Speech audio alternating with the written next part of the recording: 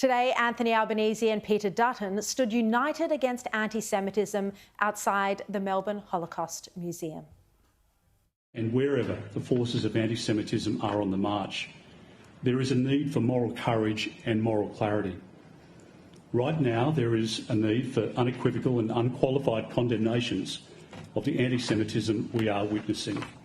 Wherever racism has raised its head, if you look for the leaders of those campaigning and speaking out against it, it is the Jewish community. All right, joining me now, National Senate Leader Bridget McKenzie and Labor MP for Parramatta Andrew Charlton. Great to see you both. Good to be with you. Andrew, I mean, look, I have to be honest, as the Jewish community, we've been crying out for leadership from the Prime Minister on anti-Semitism. He finally got there today. Well, it's very important that we be extremely clear about anti-Semitism. There have been disgusting and disgraceful acts of anti-Semitism that have occurred in Australia over the last few weeks, and they are appalling, and there is no place for that in Australia. One thing that I do think we should be calling out, though, is the strong leadership from many elements of both the Jewish and Muslim communities.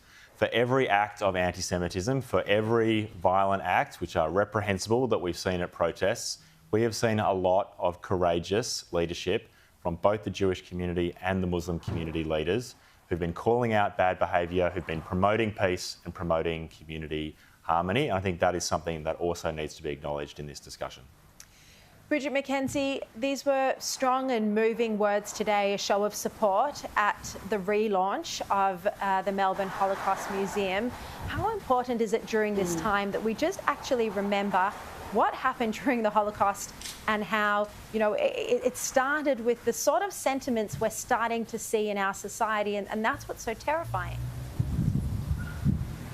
Absolutely, Sharri, and I think it was, you know, a great event this morning where leaders from across the political divide spoke out against anti-Semitism. And when the world, after the Second World War, said never again, we're never going to allow the treatment of the Jewish people to happen like this again. And yet in our own country, we have seen, as Andrew says, despicable acts. I don't see the equivalency, though. I think anti-Semitism and this, that it's only in this unique circumstance. The Jewish people have been subjected to horrific acts throughout history, and we need to be conscious of that.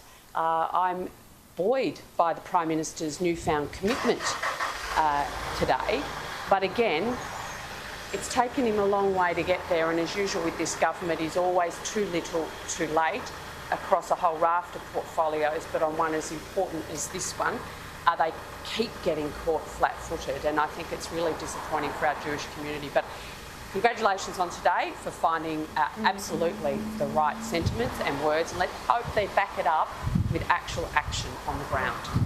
Well, breaking news this afternoon from the ABC that 860 temporary visas have been granted to Palestinians in Gaza. Now, these are not Australian citizens, Andrew. There are a lot of concerns, and Dante and the Shadow Immigration Minister came out this afternoon to say we need to know what process has happened here, what security checks are being done.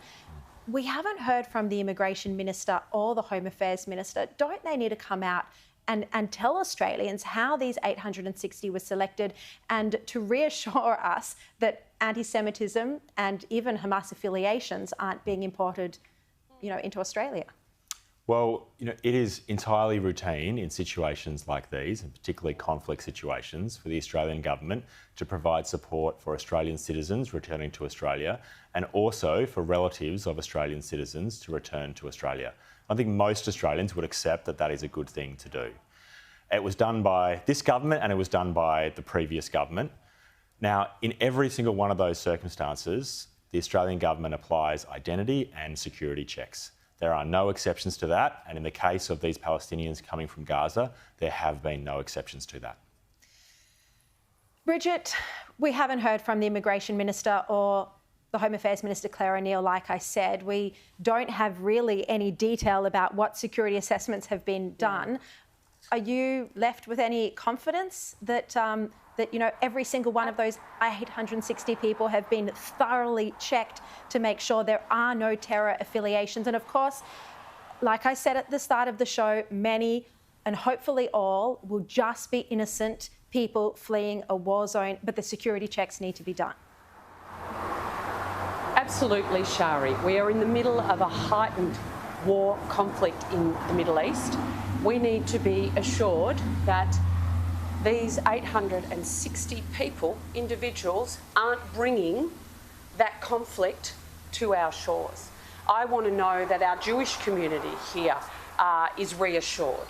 And the fact that the ministers responsible for the decision and the ministers responsible for keeping Australians safe here on our shores seem to be hiding whenever the tough questions need to be asked beggars belief that the government could be caught flat-footed again and leaving a sense of uncertainty and concern at this particular time, I think speaks volumes about their competency in dealing with the challenges and the inevitable curveballs that are thrown at you when you are, you know, privileged to hold the government benches. And once again, those ministers responsible have gone hiding.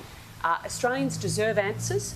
They want to be reassured, and that is the role of ministers and leaders in the Albanese government. So I would encourage and implore Minister O'Neill and Minister Giles to get in front of a camera, make it clear, reassure the Australian public that they haven't once again made an erroneous mistake through their own fallibilities that will leave Australians vulnerable in the future.